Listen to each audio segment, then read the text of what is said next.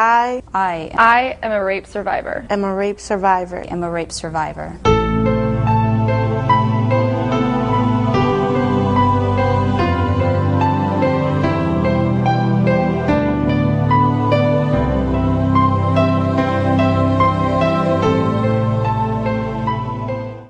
When I was in my last year of college, I was raped, and a month after that I found out that I was pregnant as a result of that rape.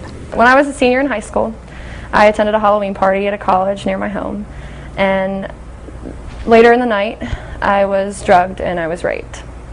A few weeks later, I found out that I was pregnant as a result of the rape. I was raped by someone that I knew for a very short time.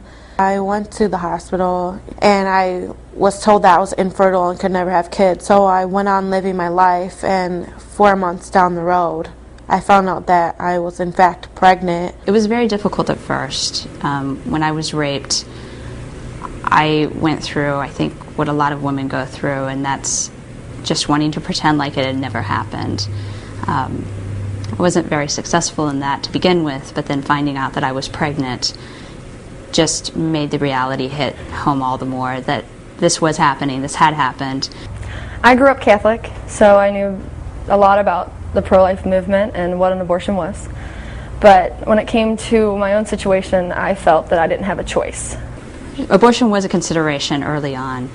When I found out that I was pregnant, I sought the assistance of some counselors on campus, and all three of them, they told me that women who are raped, that it's just very traumatic for them to have children.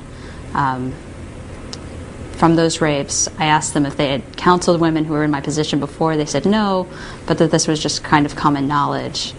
Immediately after finding out that I was pregnant and I found out in the hospital, abortion was a thought. It went through my head, oh, there's no way, no, I can't do this.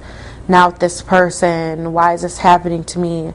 I had a lot of friends who supported me in my choice to have an abortion, offered to help me pay and drive me, but I also had some friends who were against that. The night before my scheduled abortion, I finally confided in my cousin, Erin, who was one of my very good friends, and she just looked at me with tears falling down her face, and she said, "Liz, you know yourself, and you know you're smart, and you know that's a baby, and you can't kill a baby." But at that point, it was still, I didn't have a choice. I mean, I couldn't not have an abortion. And unfortunately, for a time, I convinced myself that what my counselors were telling me was perhaps true, that the best choice for my child was to not be brought into a world under such circumstances. And I set my alarm to wake up the next morning to murder my own child, but my alarm didn't go off, and I didn't get up, and I never rescheduled. I'm happy to say that that I couldn't get my mind to the point where I could actually go to a clinic and have an abortion. And I remember vividly the day that I decided that I was having my child, and I think it was the first time that I had smiled in 3 months. It was just such a relief, and I just felt an absolute joy in knowing that my child was going to be born, and I thought, we're going to make it, and we're going to make it together. But it only took me about an hour to realize that I was pregnant for a reason, and this child was meant to be mine, and after that, you know, abortion was no longer a thought or an option. I decided to go into an open adoption with my son. He's where he needs to be. You know, I was 17. I was young. I was still being parented. My mom was still making my lunches every day for school, and I was in no place to be a parent. And it seemed to fit. And when I met Brian and Jen, it was right. And when at a time in my life when there were so many wrongs, it was nice to finally have a right.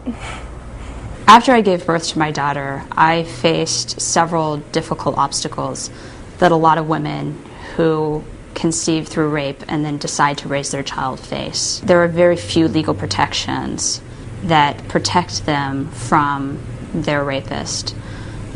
Only 17 states within the United States have passed laws that restrict the parental rights of men who rape. As a result of that, men who rape are allowed custody and visitation privileges over the children that they father through their crimes. And I think that although I was able to protect my daughter, that I lost a lot of the rights that I should have been able to exercise. But I had to do it because the law wasn't there for me. So what I decided to do was to enroll in law school. So I started at law school, and I decided that never again was I going to be a victim of the law. I think that the problem stems from the way that we as a society, and that's in popular culture, that's our politicians, talk about the pregnant, raped woman. We talk about this woman and we assume that she is a victim of her pregnancy, not just a victim of her rape. Braden he saved me. Sometimes I think that God sent me a little angel to hang out with me for 9 months while I was healing from the rape. And I could not be more thankful for that. There have been only 2 studies in the United States ever looking at the feelings that women who are pregnant through rape have towards their child. And both studies dismiss the idea that the vast majority of women have negative thoughts. Well, my son he's everything to me. I mean, you know, like most other survivors that I've met, they say they gave them a reason to continue on in life and live. And he's done that for me. He's motivated me more than anyone in this world. I love him so much, and he's given me more than I could ever imagine. My daughter is just the absolute greatest gift for me. I think that the biggest problem I've had in recovering from my rape is that for so long I wanted to go back and be the person that I was before the rape. And what my daughter taught me is that there is value to who I have become after my rapes.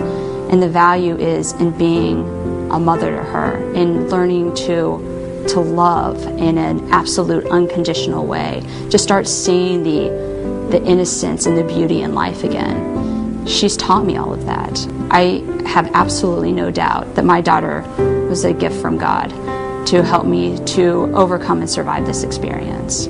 And she will forever know that she changed her mother's life for the better.